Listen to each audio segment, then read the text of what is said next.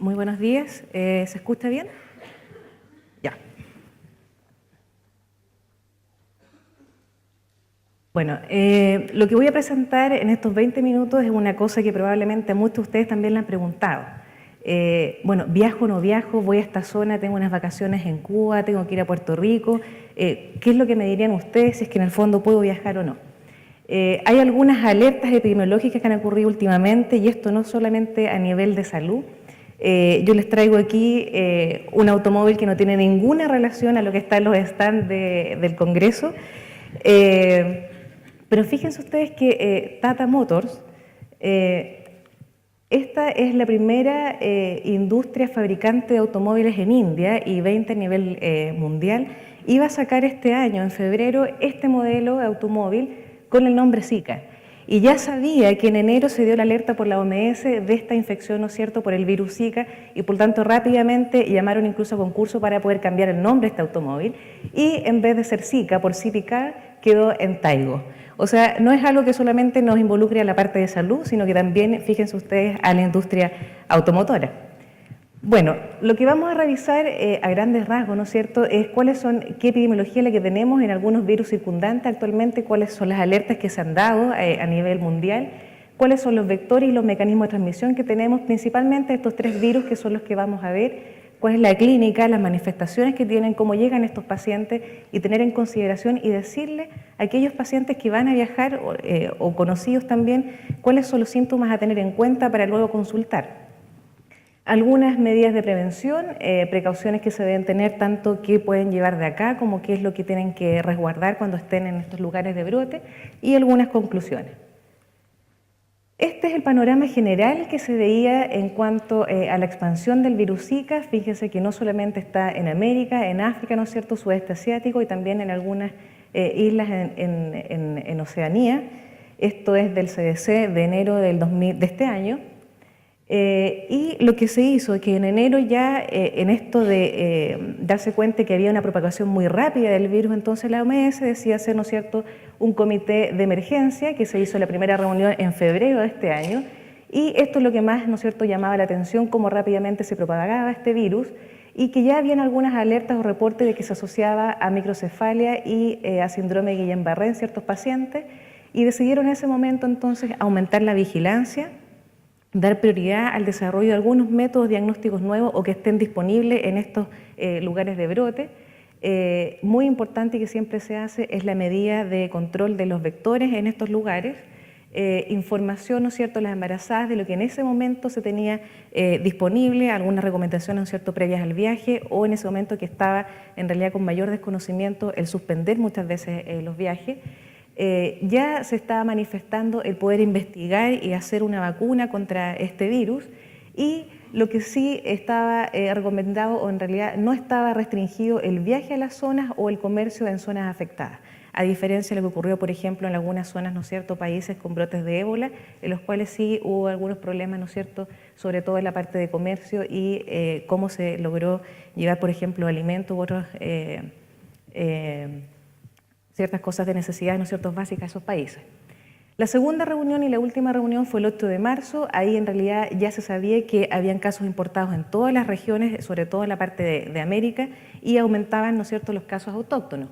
Ya había evidencia clara, sobre todo en Brasil, había aparecido ya un estudio del Instituto Carlos Chagas, en el cual mostraba que había presencia del virus Zika en el líquido amniótico de las embarazadas y que ya había una asociación, ¿no es cierto?, con nacimientos de recién nacidos con microcefalia, incluso también con algunas otras malformaciones y también con abortos. Y también ya existía mucha literatura donde se asociaba síndrome Guillain-Barré, que eran rápidamente progresivos, y había un aumento, ¿no es cierto?, del ingreso de estos pacientes a unidades de UCI con ventilación mecánica.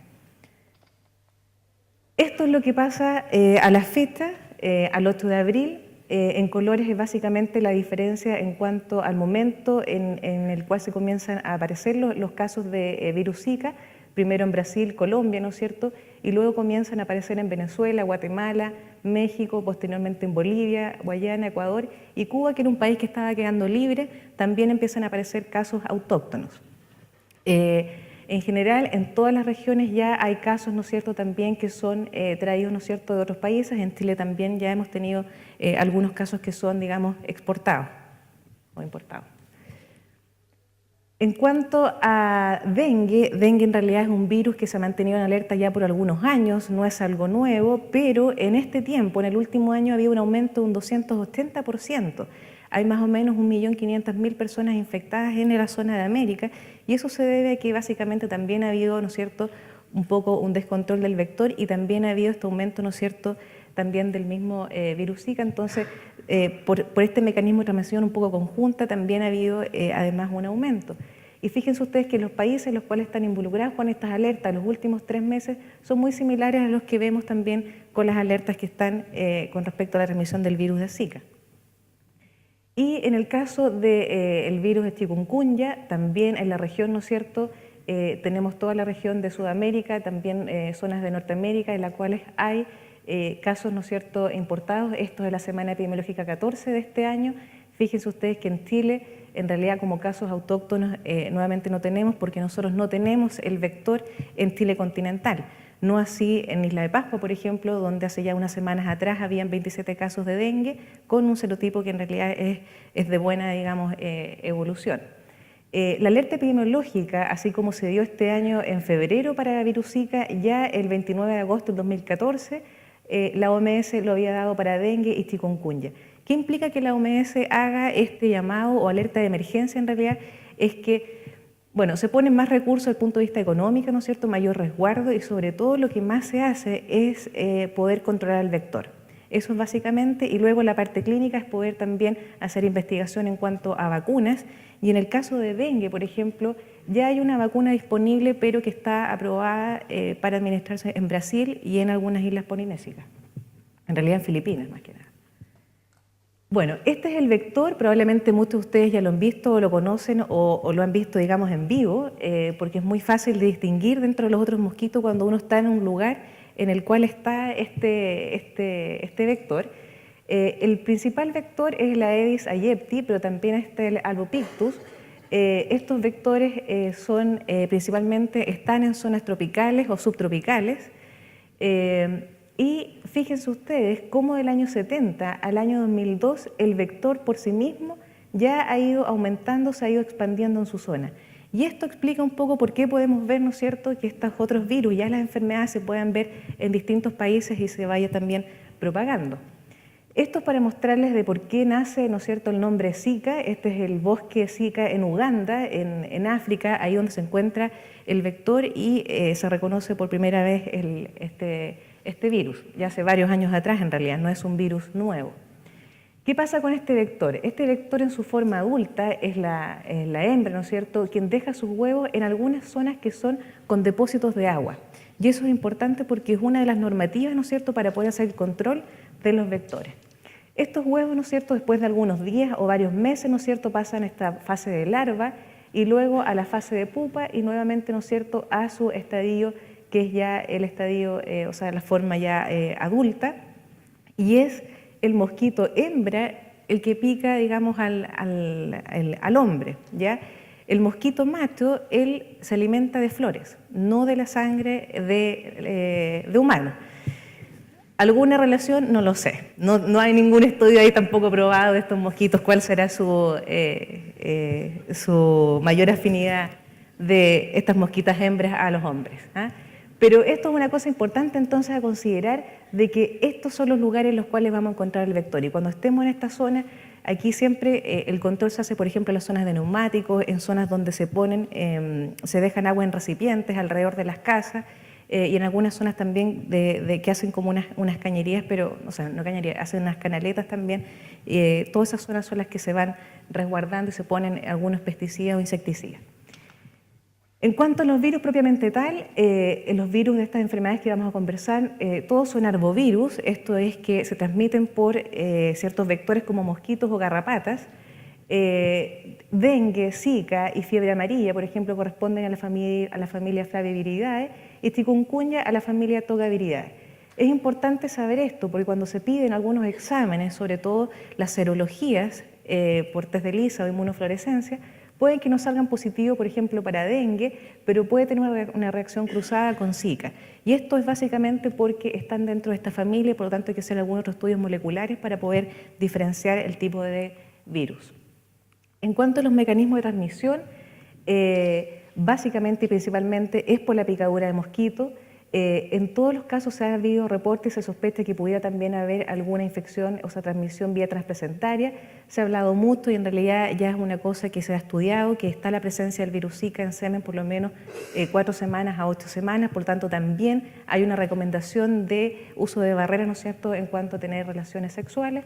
En lactancia materna, a pesar de que virus Zika se ha encontrado en la leche, no se ha reproducido después en el recién nacido, por lo tanto la recomendación de la OMS actualmente es en pacientes que tienen la infección o que han tenido la infección, es igual a hacer lactancia materna exclusiva a los 6 meses y después hasta los 2 años o más años, no hay corte de lactancia. Por transfusión sanguínea, la verdad es que no se ha pesquisado ningún caso, pero sí se sospecha, dado que es más o menos similar el comportamiento que tiene durante la parte de estudios de laboratorio que el dengue, y dengue sí se ha visto que se ha podido transmitir mediante transfusión. De hecho, en las zonas que son de mayor riesgo, se hace una pesquisa previa a los donantes para poder evitar este tipo, o sea, transfundir este tipo de sangre. Y en chikungunya no hay ningún estudio que lo avale, pero existe esta probabilidad. Por lo tanto, también pudiera ser un mecanismo de riesgo. Y en ningún caso es por contacto, excepto por contacto sexual, ¿no es cierto?, en el caso de virus Zika. En cuanto a las manifestaciones clínicas, la verdad es que los 3 virus se manifiestan de forma más o menos similar. Luego de 2 a 7 días de que uno es picado por el mosquito, una persona que viaja, ¿no es cierto?, es picada por un mosquito, empiezan a aparecer ciertos síntomas, principalmente fiebre, mialgias, pueden haber artralgia, en algunos casos también conjuntivitis, hay adenopatías en algunos casos también y básicamente hay un exantema.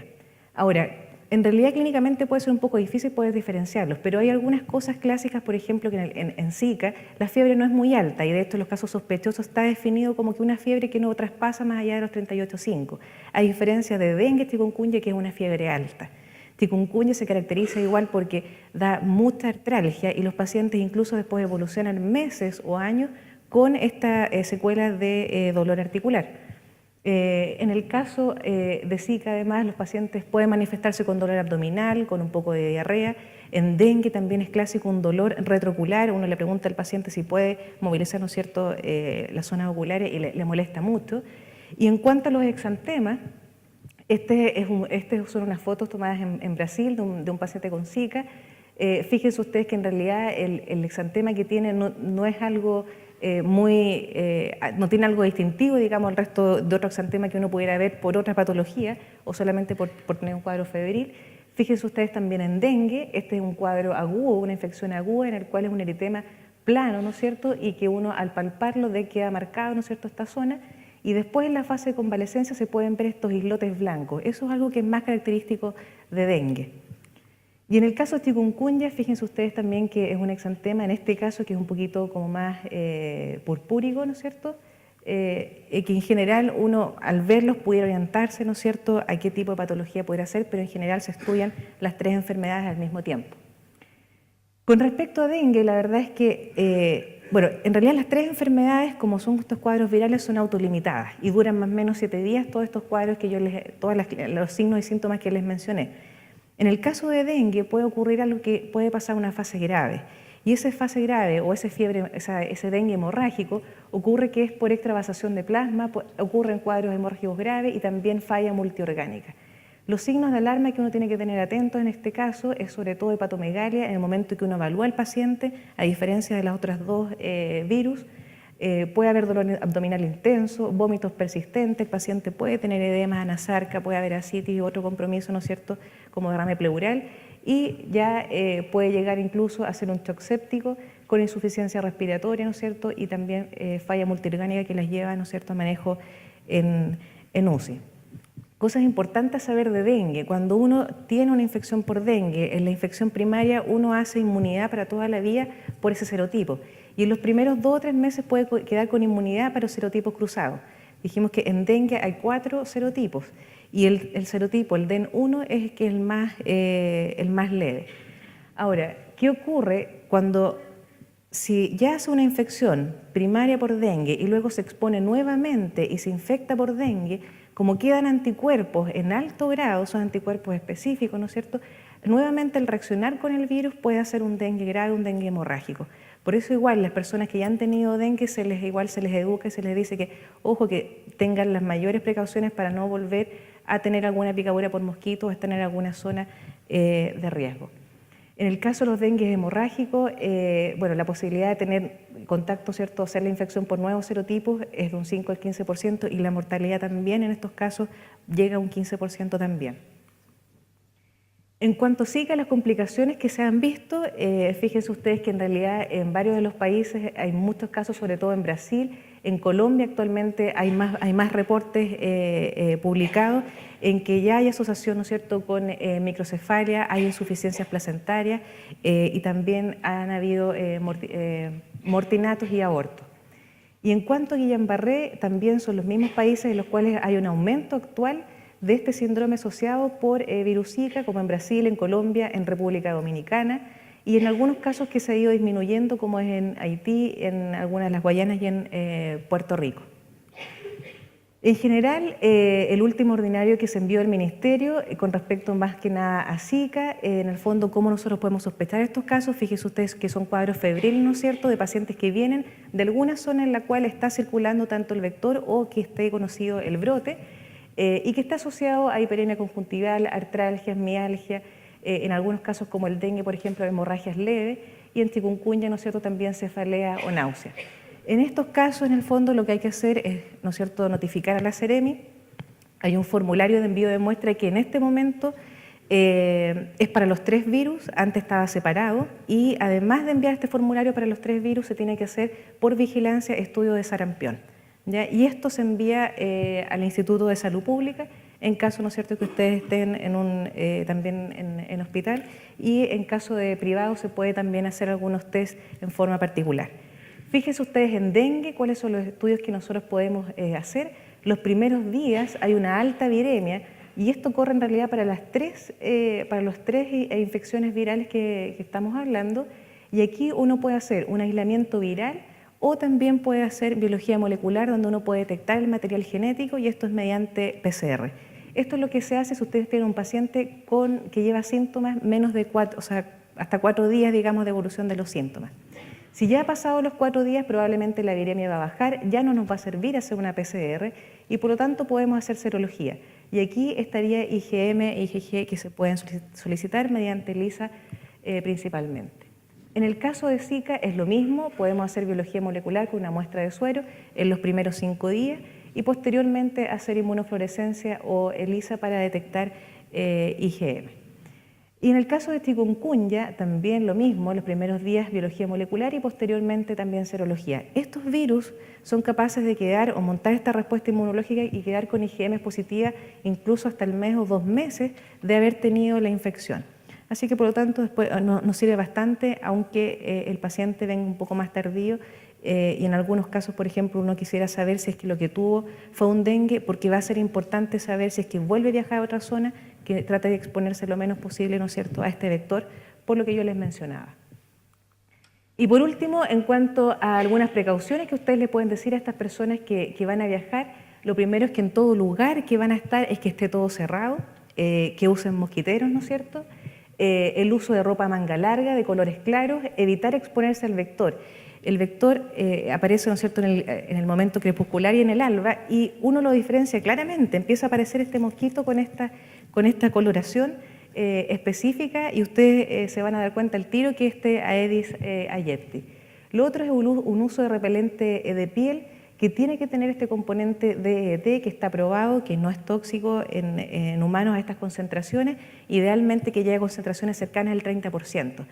Aquí nosotros tenemos igual un problema actual en Chile más que nada porque el repelente que se comercializaba estaba como un producto cosmético, y eso implicaba que uno lo podía comprar en farmacias o en las clínicas de medicina del viajero sin problema. Actualmente está en el ICP, está siendo estudiado para ser un producto farmacéutico, entonces eso implica mayores regulaciones y ahora no está disponible en el mercado como estaba antes. Lo que sí se hizo es que el Ministerio dio algunas unidades algunos productos en Isla de Pascua para poder controlar, ¿no es cierto?, el brote que está existiendo de dengue, y se liberaron 1000 unidades del proveedor actual y que hay algunas disponibles en algunos vacunatorios en Santiago, y hoy día, bueno, me avisaron que en Clínica Alemana también están disponibles, algo que por lo menos hace un mes atrás no era posible obtener. Y lo otro es poder adquirirlo en los países en los cuales se va a viajar. También está disponible este repelente que se puede ocupar en ropa, que también ayuda, digamos, bastante, sobre todo cuando ustedes están en lugares que realmente hay una gran cantidad de mosquitos. Lo otro es vaciar estos contenedores, ¿no es cierto?, que pudieran tener agua. En las pacientes que están embarazadas, idealmente retrasar el viaje a estas zonas donde están los brotes de esta infección por virus Zika, ¿no es cierto?, autóctono, y el uso de preservativos, ¿no es cierto?, en quienes hayan viajado a esta zona, el caso autóctono, sobre todo en pacientes embarazadas. Y como yo les mencionaba, en realidad vacuna no hay para chikungunya, tampoco hay para Zika, y sí hay para dengue, pero no está disponible en nuestro país. Esto como conclusión en realidad no es para sacar pica ni nada, pero básicamente en realidad si ustedes me preguntan, bueno, ¿viajar o no viajar? La respuesta yo le podría decir sí, viajen. No, la respuesta en realidad es depende. Depende, por supuesto, porque tenemos que conocer primero todas las alertas epidemiológicas que están ocurriendo. O sea, nosotros quizás somos un país un poco privilegiado porque no somos un país que no tenemos vectores, no tenemos muchas infecciones tropicales, por decirlo así, ¿ya? Pero al lado nuestro, en Perú, por ejemplo, la selva amazónica, en Brasil, en el norte de Argentina, o sea, todos nuestros países que nos rodean y que son de alto flujo de personas que viajan desde Chile y hacia Chile, ¿no es cierto?, nosotros tenemos que conocer, y están disponibles toda esta información en la OMS, en las páginas en español, están en el CDC, ustedes pueden ingresar como clínicos y les da toda la información de los brotes y las precauciones y las vacunas que tienen que tener los pacientes. Por lo tanto, ustedes pueden tener por lo menos una información básica, ¿no es cierto?, antes de viajar, o poder indicarle algo a una persona que vaya a viajar. Conocer, identificar los síntomas, en qué momento empiezan, ¿no es cierto?, que los identifiquen el lugar en el que están, o que consulten, ¿no es cierto?, al regreso de un viaje. Notificar, no olvidar notificar a la Seremi de esto, porque se hace todo el seguimiento y se trabaja en conjunto tanto con el Ministerio como con el ISP. Y, por supuesto, conocer, ¿no es cierto?, los productos que tenemos disponibles para poder prevenir y cuáles son las medidas básicas para poder evitar tener el contacto con el vector. Muchas gracias.